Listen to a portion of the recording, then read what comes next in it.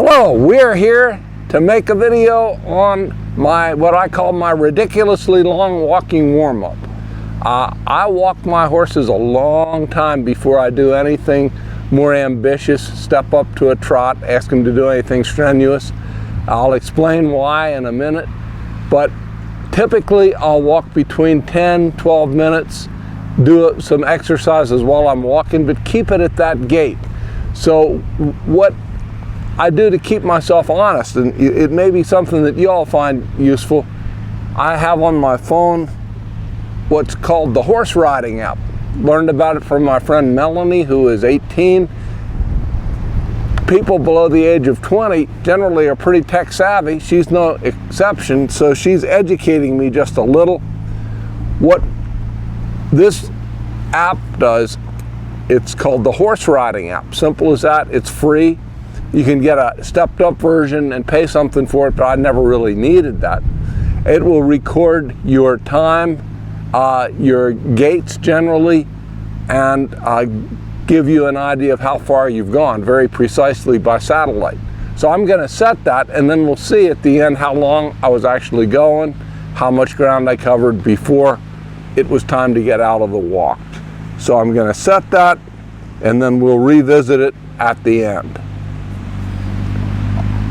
Okay, so first of all, why bother to warm up? Well, there are a lot of different reasons. One is, it is physically better for your horse.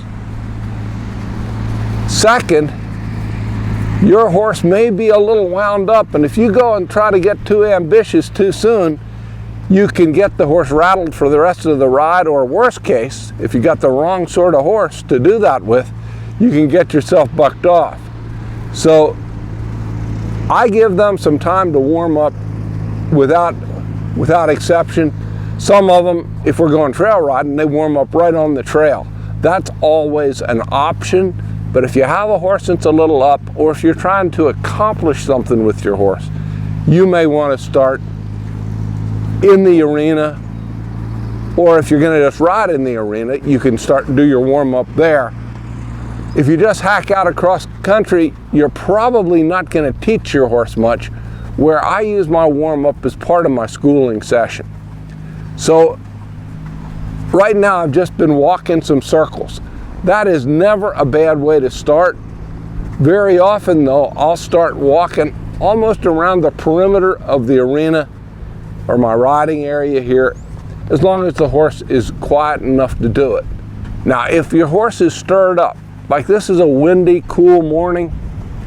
This gelding actually came out with his head up, looking around. They're mowing out here in the one pasture. So I thought, well, if he's wound up, here's what I'll do. I'll take his head to the inside, walk a very tight circle, or start to, and when he relaxes and stops, I turn him loose. The release comes when he relaxes and stops. That kind of takes any excitement out of them and keeps them contained.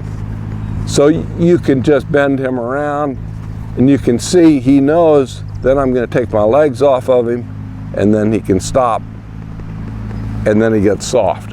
So that's something you can do if your horse is troubled at all. But if not, then I begin walking them. I got onto doing this longer walking warm-up after hearing an interview from a lady named Jack Ballou, who is very well qualified as a trainer, but also has an interest in exercise physiology in horses, and she really knows her stuff. And she has read quite a bit of research which shows that to warm up your horse's joints, to warm up and reduce the viscosity of the synovial fluid in the joints and in the tendons, you're going to need 10 to 15 minutes of what they call rhythmic walking. So you're basically going to be walking forward, and probably you'll want to be walking forward at a reasonable pace. Now, I have tweaked that a little bit, and I've said, fine, that is really good, but let's take it from just walking in a sort of a mindless straight line to maybe walk in some circles as we did initially. If you guys follow Tim Anderson, that's what he does without fail with his horses. He'll walk a number of small circles, he'll yield them in, step them over, just get them between the bridle reins before he does anything more ambitious. That's a very sound way to warm a horse up. So I've tweaked that simple walk idea and said, let's walk and do a little something. Quite a few years ago, I had a pretty bad injury. I broke my neck, and my doctor, whom I knew, whom I'd actually sold the horse to, said, I know that you're going to ride too soon. Let's make a deal. You can ride, but don't get out of the walk.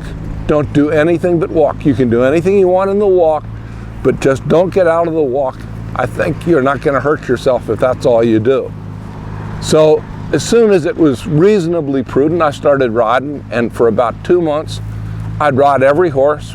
Maybe not every horse, I was still not quite right, but I'd ride as many as I wanted to, and found that at the end of that couple of months, when I got the brace off and could restart regular riding, those horses had made a lot more progress than I ever would have thought possible just walking them around.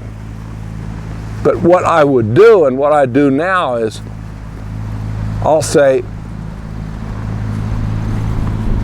it's fine to walk, but let's do something more than that dead walk. Let's see if we can step up. And he's a little bit up, so I'm just going to push him through that and see if he can walk a more extended walk, a more energetic walk. So that's getting him loosened up well, but it's also creating a situation where he is aware that he can't just lollygag along, that when you ask him, he should respond. And then I will take that and relax my seat and see he slows right down to that very slow walk. He's got lots of things to look at. My granddaughter's over there playing in the driveway. We don't need sandboxes. They just get out here and dig around in the gravel like chickens. So it's plenty of things to look at. So maybe I'll repeat that and just say, can you walk out a little better? See if he's any more responsive than he was the first time. Sometimes I'll do something a little odd, and that is I'll reach up and I'll push on their neck. I'll just push on their neck. Gets you into sort of an odd position, but you can see that he gets longer, lower, and relaxes more, because I think he's smart enough to know that nothing much besides me just leaning on his neck is going to happen while I'm up there. Now, I can make him walk out in a more meaningful way, but see, I like the fact that he can relax and put his head down. So that's just a little something that you can do as you walk along. You also, I'll often do a very mild leg yield and just move over a couple steps, go forward,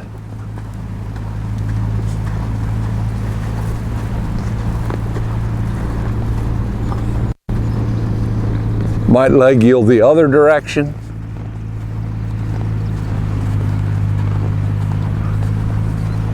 Not real demanding, not real long, not fast, not real deep, not real steep.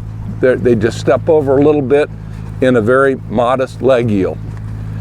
So all the while, he's getting warmed up, but he's also getting slightly tuned up so that when you start doing more demanding things, he's mentally ready, not just physically loose enough to do them. The other thing I'll do is I'll take and move him in a little leg yield to the right. My left leg is in him, he moves to the right. Then I take my right leg back and I move his hip over. If I was to want to work on on lead changes, that's the process that gets him ready to do that. Open his shoulder up, move his hip over, go forward. And all the while he's staying relaxed but responsive. That's the goal. relaxed but responsive, relaxed but ready, not stressed but not asleep either. And I'll do the same thing in reverse here. I'll move him over a step or two to clear out his shoulder, left leg on, hip goes to the right, we go out forward. I don't want him to even change expression, so that's something, again, that will loosen your horse up. The other thing I'll do a lot is, I showed you the sort of the emergency relaxation, the calm down cue that I'll use on a horse that's troubled, where I really bend them around a lot. And as a more advanced sort of variation on that, I'll put my horse up into the bridle, make him go forward, then I'll take my legs off, see if they can stop and soften in that position. So that's a real simple thing. It works on your steering a little bit. See, he wants to float to the outside because I've been leg yielding him. So I use some outside leg to say that's not what I'm asking right now. I'll walk him around, see where his head is to the inside, but he's still giving me some vertical, and then I stop riding, and he should stop without a brace. And you can see he's looking to the right. There are things over there to look at.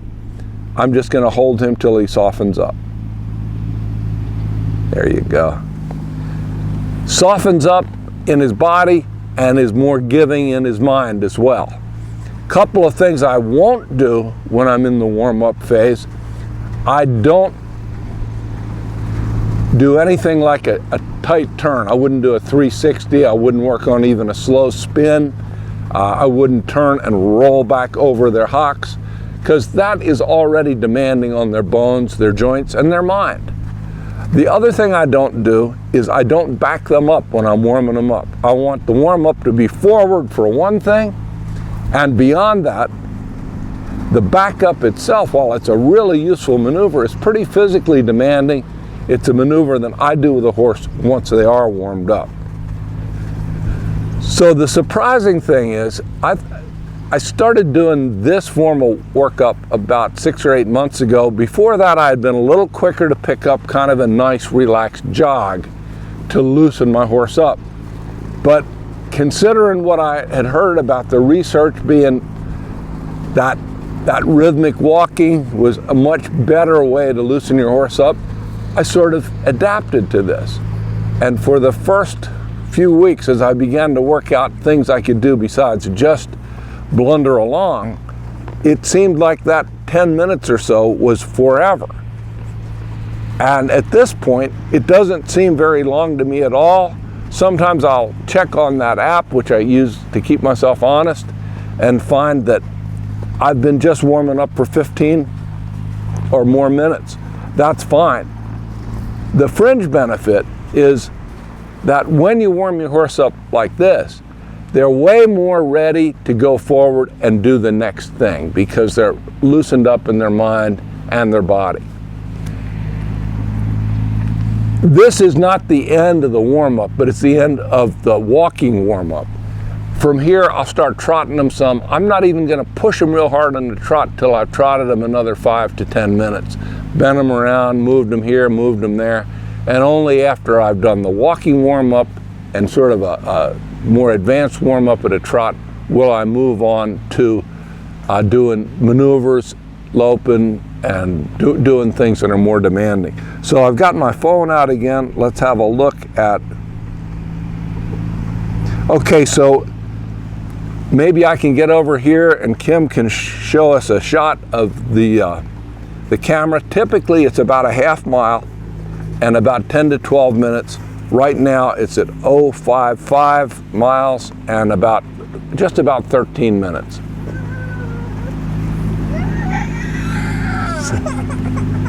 Okay, so I'll shut that off, and you can save those trips if you want, and then you've got them as sort of a record of how much you've ridden, which is interesting with a horse that you're riding a lot. See how many miles you really ride in a month. It's pretty informative.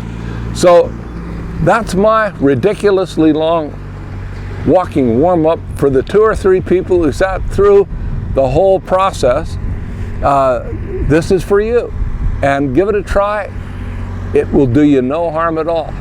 So give it a try, come back and see us, and thanks a lot.